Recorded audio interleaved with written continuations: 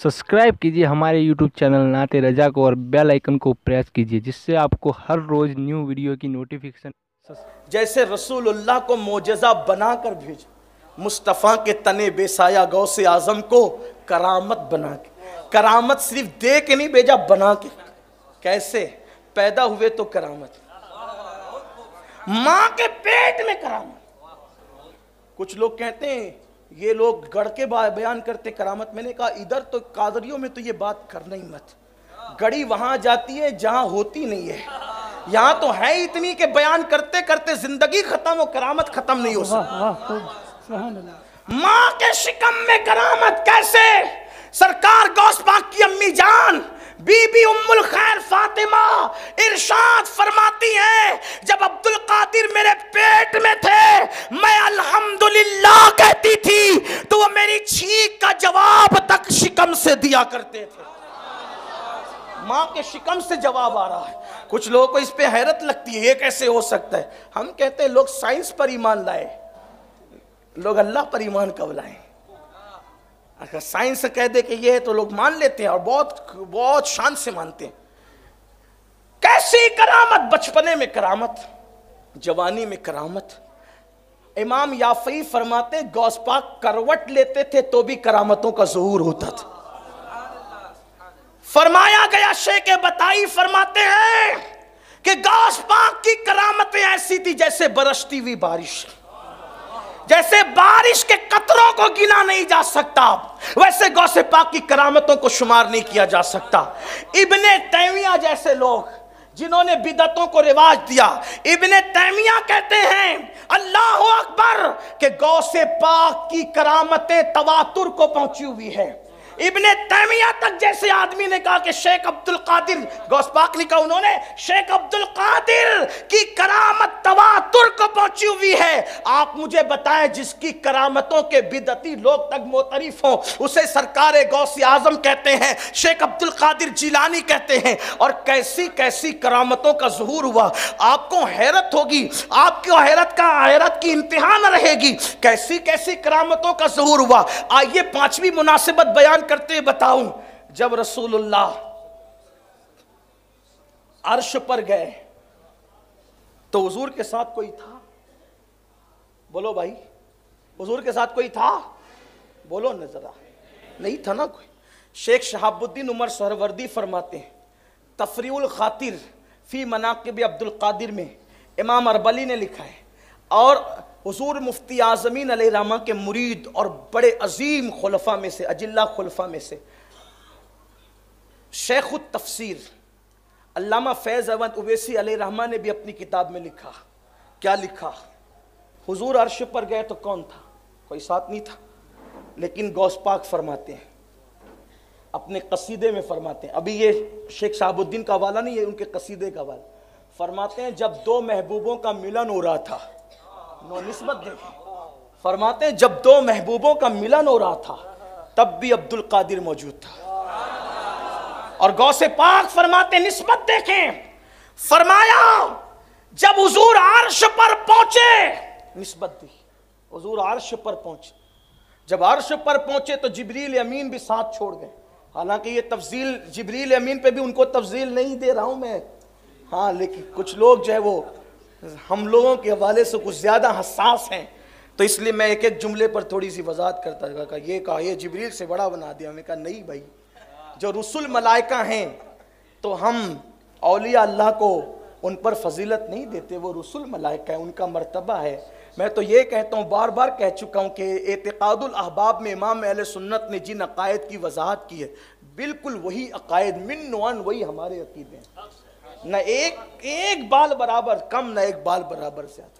अब जिसको हमारे अकीदे देखने वो एतिकादुल अहबाब उठा करके पढ़े तो उसको समझ में आएगा कि हमारे अकीदे क्या है। ये बात समझ लें आप। लेकिन ये बात लिखी है ना हमारे बुजुर्गों ने, और मुझसे बात करने से पहले आपको फैज़ अहमद उवैसी की तरफ जाना पड़ेगा, मुझसे बात करने से पहले आपको इमाम अरबली की तरफ जाना पड़ेगा, और मुझसे बात करने से पहले आपको शेखुश्शयूख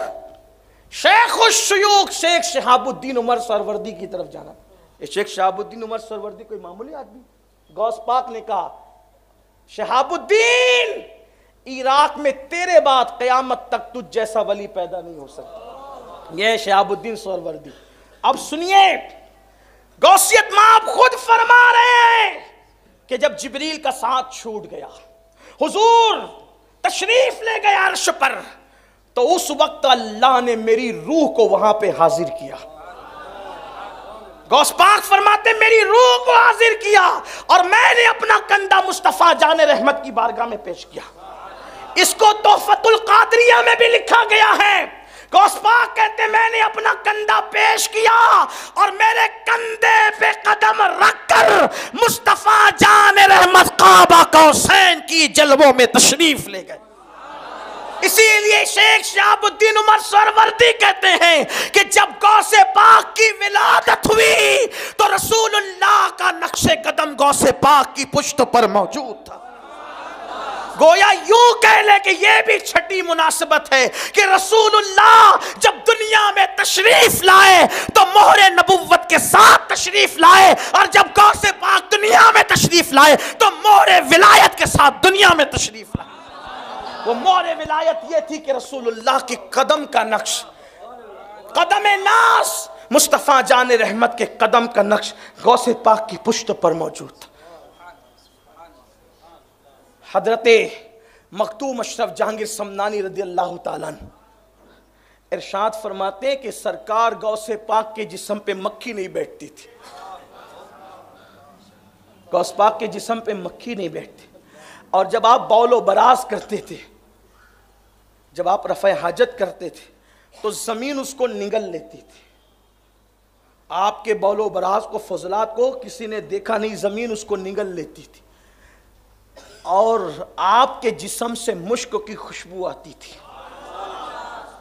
सैयदना सैयद अब्दुल जब्बार अल गिलानी जो आपके शहजादे हैं, जिनका मज़ार बगदाद शरीफ में, उन्होंने पूछा बाबा हम ये देखते हैं हदीस की किताबों में कि ये तो रसूलुल्लाह की शान है, जिस्म पर मक्खी का ना बैठना, मुश्क की खुशबू का आना, फजलात का ज़मीन का निगल जाना, ये तो रसूलुल्लाह की शान में हमने पढ़ा है, लेकिन ये हम आप में देख रहे हैं, और यकीनन आप नबी तो नहीं, यकीनन नबी नहीं। गौस पाक ने कहा बिल्कुल मैं नबी नहीं हूँ, नबी का ग़ुलाम हूँ, नबूवत ख़त्म है।